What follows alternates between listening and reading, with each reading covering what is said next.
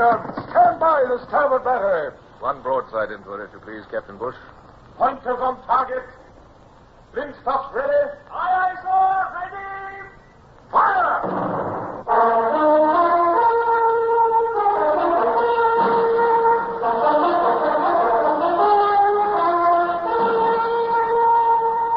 Presenting Michael Redgrave as C.S. Forrester's indomitable man of the sea, Horatio Hornblower.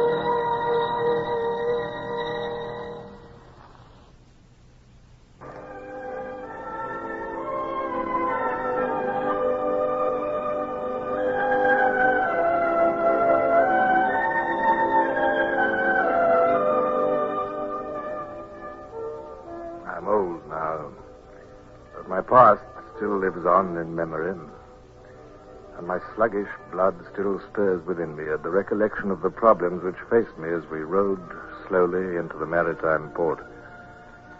Slipping quietly down the river, disguised as fishermen, was one thing, but to enter this busy port in our homemade uniforms as Dutch customs officials, and to plan the stealing of a craft in which we could make our escape to sea was quite another. As we rowed casually along under the eyes of the dock workers and loungers, my pulse was high and the palms of my hands sweating. I forced myself to remain impassive and to sit with careless ease in the stern sheets. What's that noise, sir? Chain gangs, Mr. Bush, unloading grain. Military criminals, deserters, and so on. Now that the French no longer use galleys, they put the criminals to work in the docks. Begging your pardon, sir, but ain't that the blue ensign underneath that tricolour? On that cutter yonder. What? Yes, you're right, by heaven, Brown. It's tattered and faded, but it's the blue ensign right enough. Isn't that like the French, flaunting their petty triumphs for months? Ah, she's a lovely little ship. There's speed and seaworthiness in those lines, Mr. Bush. It's the Witch of Endor, sir. What? I know her anywhere. 10-gun cutter, caught by a French frigate last year. She's ready for sea, too. We'll take a closer look at her, Brown. Lay us alongside that key over there. Excuse me, sir, but surely you weren't thinking... I mean, those cutters carry a crew of 60 men. 3 of us could never work her.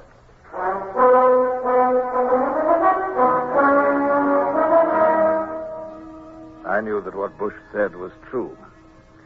I knew more. The estuary of the Loire, which lay between us and the sea, was tricky in the extreme.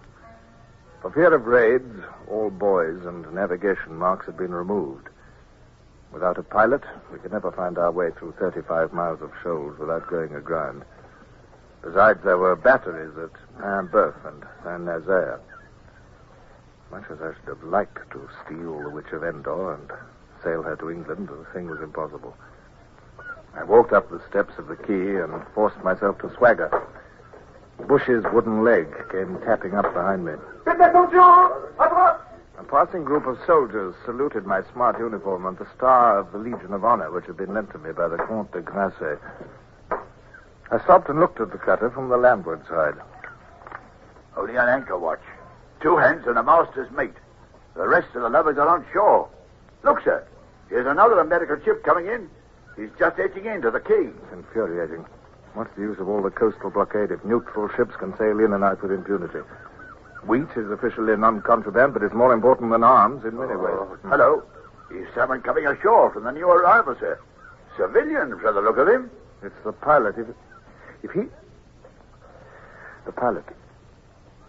Heavens, Bush, I believe I've got an idea. Listen, follow me, and don't say a word. I'm going to speak to the pilot. One moment, monsieur, if you please. I'm a colonel of customs. I have some questions to ask you. Will you kindly accompany me to my ship for a moment? Yes, which is your ship, Colonel? Over here. This cutter, yonder. This way, if you please. You are a newcomer to this port, I fancy, Colonel. I was transferred here yesterday from Amsterdam. Here we are. After you up the gangplank, sir. Merci. The mate of the Witch of Endor showed no particular surprise at our arrival. He evidently knew the pilot by sight, and my uniform and my assumed confidence deceived him. I told him that I wished to examine one of his charts, and he showed us down the companion to the after cabin without a word. The securing of the 2 men of the crew took but a moment. The sight of my pistols was enough in itself. Then, leaving Bush and Brown to watch the prisoners, I put away my pistols and hurried back to the quay. Sergeant, bring your party down to my ship. There's work for them there. Yes, Colonel. So keep those chains still. And listen, men, listen. If you'll do what I order, I can set you free. Now, quiet. There'll be an end of beatings and slavery. I'm an English officer.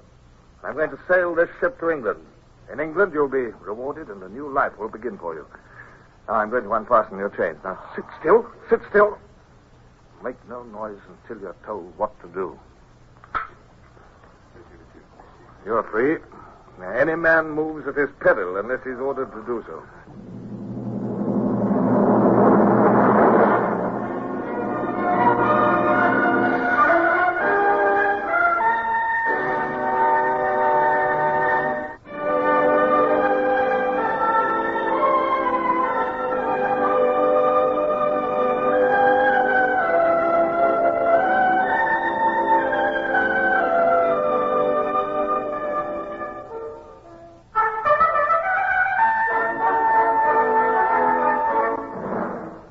From the moment of the sudden impulse which had begun my desperate plan till the chain slaves were freed, barely 15 minutes had elapsed.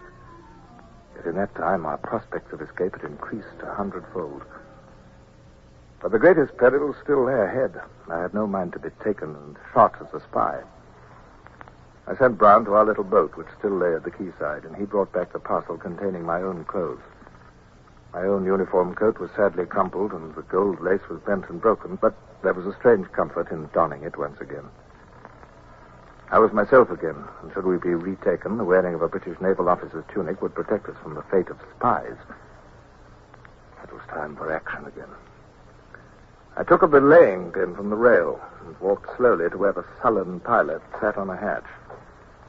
I weighed the pin meditatively in my hand. Monsieur, I desire you to pilot this ship out to sea. But no, I cannot. No. My duty, my professional honor. I know. We're going to start now. You can give instructions or not as you choose, but this I assure you, monsieur. The moment this ship touches ground, I'll beat your head into a paste with this belaying pin. I...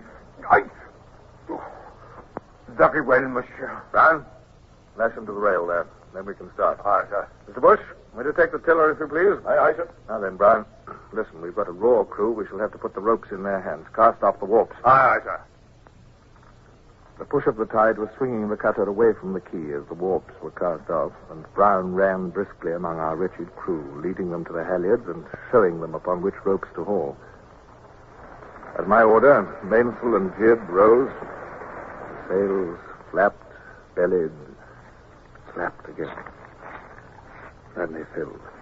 And the cutter changed from a dead to a live thing.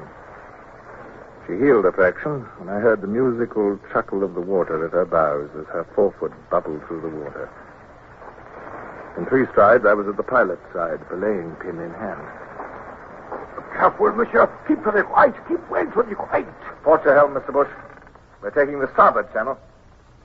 Major. 9 people at that. You must have a hand at the lead, monsieur. It is necessary to deck sounding. No, I can spare no hands. But... You'll have to do your work without sounding. And remember, my promise still holds good. I shall have no mercy. Oh, these cords, monsieur, they are tight. Good. And we'll have to keep you awake. I'll loosen your cords when we are safely at sea off Noirmoutier, and not before. Oh, it is necessary to cross to the other side of the estuary here. The channel narrows on this side. You may have to go about. Stand by to go about. Look lively, you awkward lovers. No, not there. Starboard. No, lummy, to the right. There, you perishing eyes. Where do you think you're going? I think we can do it close hauled, sir. She sails like a bird. The tide's helping, too. Very good, Mr. Bush. Yes, she's making a cross.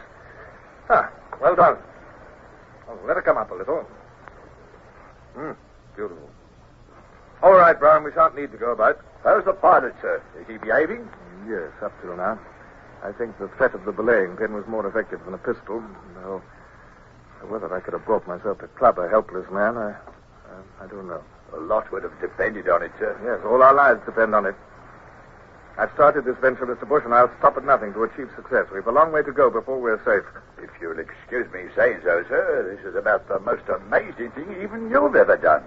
To recapture an English ship and sail her out under the very nose of the frogs. Well, I'd never have believed it possible. Well, it isn't done yet, Mr. Bush. Time to keep that firmly in mind. We'll congratulate ourselves when we're safe. Can't see anything to stop us now, sir. Why, if this wind howls just for... Oh, what's that? Seems to be below. Brown? Aye, sir, I heard it. I'll go below and see what's up. I don't understand it, sir. Surely there couldn't have been some crew aboard that we didn't find. Look out, sir. It's the prisoners below. They've slipped their lashings and they're trying to attract attention by waving and yelling through the porthole. Can I take some men to deal with them, sir? Will not be necessary, Brown, unless my ears are mistaken. They're coming to us. I shall have something to say presently about the way they were tied up. Men, arm yourselves with whatever you can find and make no more noise than is necessary. Unless these prisoners are overpowered, we are lost. You will go back to slavery or death. Mr. Bush, remain at the tiller. Brown, take my pistols. I shall use my sword. Overboard with your pirates!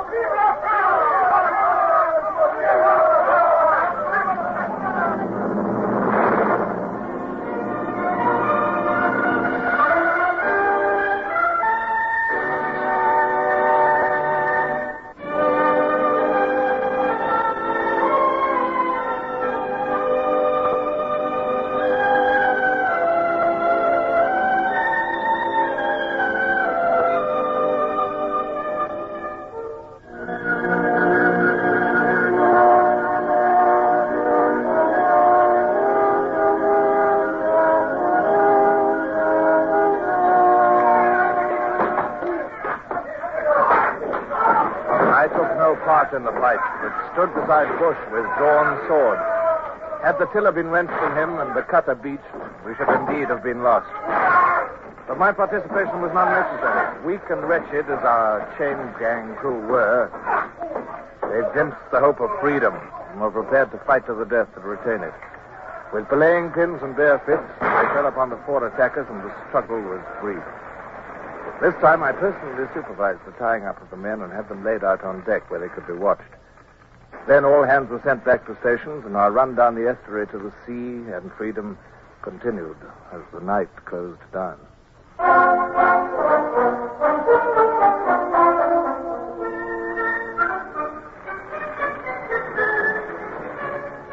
Curse it, sir.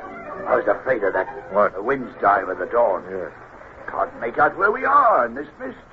I expect the sun will clear it when it comes up presently. That's Noirmoutier to port, and the mainland is astern there.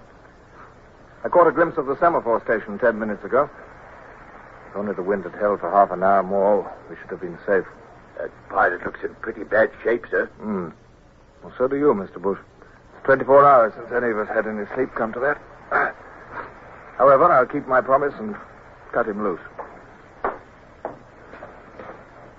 There. You're free, sir. Oh, my arms, my legs. Well, sit down on the deck and rub them. You'll feel better presently. Oh. It's no good, sir. I can't hold the course. There's no breeze at all. Blast. The tide will drift us in under the big guns. Brown! Wake up those slaves on deck there. Set them to work with the sweeps. Aye, sir. Here. You.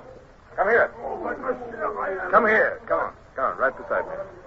Now, come on, you're going to help me to train this gun. But, monsieur, my honor, I cannot fire at my fellow countrymen. Mr. Bush, have the kindness to toss me that belaying pin. Oh, non, sir. What am I to do? I'll lay hold of that train tackle. Come on, now. Come on, run her back. Oh, beautiful, sir. Nearly got him. Right up among the oars. Sweeps are ready now, sir. Very good, Mr. Bush. Lay a course so that I can keep that leading boat under fire. Aye, aye, sir. The pursuing boats, creeping over the sea, showed no sign of being dismayed by my bombardment. They were big ones, carrying at least 50 men each. If only one and ranged alongside, it would be the end of us. The leading boat maintained a course which could cut ours perhaps a mile ahead. I fired again and again, working at the gun till my shirt stuck to me with sweat, and the powder grains irritated my skin. But I could see no result. You must have hit that time, sir. I didn't see any splash of the shot. No. Rowing as hard as ever.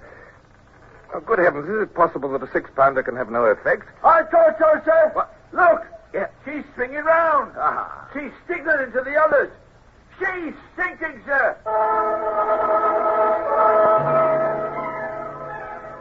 The variation in each ball, each charge of powder, made it impossible to fire 2 shots alike. I kept grimly on, though I felt that my back and heart would break. The monotonous creak of the sweeps and the chanting of Brown continued like a submerged accompaniment. Now the second boat turned and began a rush under double-banked oars straight for our ship. I stared through the gun sight straight at its bows, jerked the lanyard, and fired. Even as I watched, the bows of the boat opened like a fan. A shot had struck her right on the stem at water level. Her bows lifted as the strakes spread wide, then fell again. The water poured in gunwale deep. I think they've had enough, sir. The last boat is turning away to pick up the survivors. Thank heaven. I'm sick and tired of firing that damn pop gun. I'd rather use a bow and arrow. Come on, pull there. We're not out of danger yet.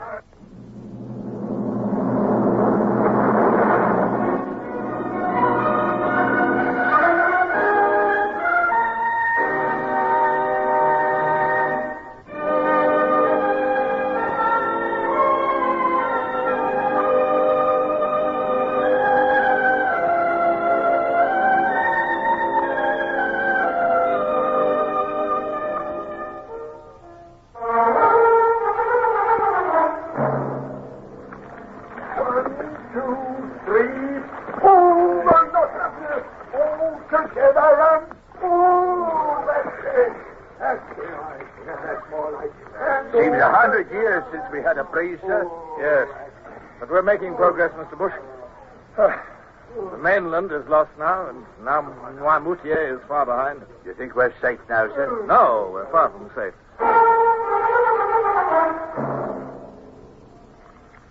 Aching in every bone and dizzy with lack of sleep, I moved and spoke as though in a dream. Somewhere to the northwest, I knew lay the British fleet, which maintained an unceasing watch over Brest.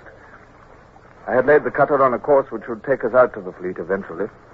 Or if we missed the fleet and found a wind, I could sail her right round to England.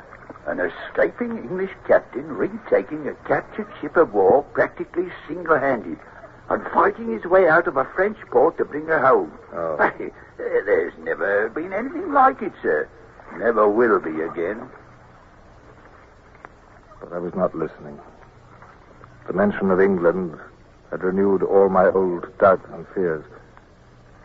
If I returned, I must stand my trial for the loss of the Sutherland.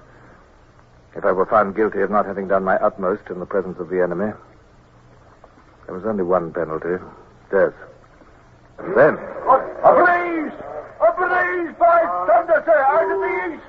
Only a whisper with a breeze! 1, 2, 3. There. Fast pulling. All hands to the halyards. Set every stitch and sailor. We're bound for England.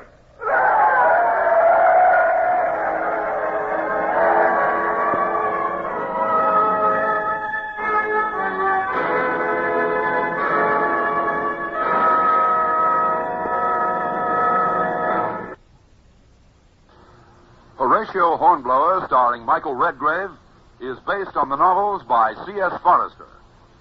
Music composed and conducted by Sidney Torch. Produced by Harry Allen Towers.